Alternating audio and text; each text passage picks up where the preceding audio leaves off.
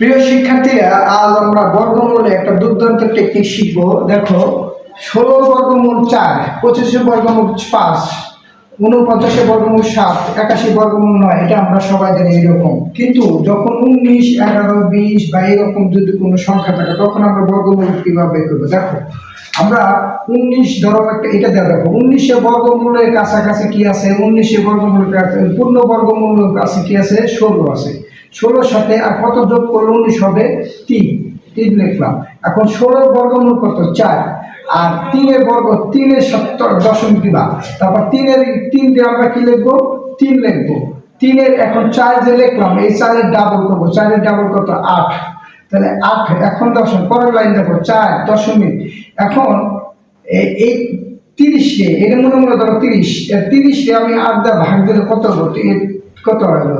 3 আর 24, 4.3। ঠিক আছে, এটা একটা বর্গমূল হয়ে গেল। ঠিক 11টা বর্গমূল কিভাবে করবো? 11 কাছাকাছি পূর্ণবর্গ কি আছে?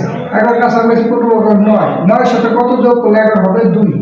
এখন 2, 9 এর বর্গমূল বর্গমূল হচ্ছে কত? 3 আর দশমিক। এখন এই যে 2 লিখলাম, এই 3 ডাবল লিখবো নিচে। তাহলে 3 ডাবল কত? 6।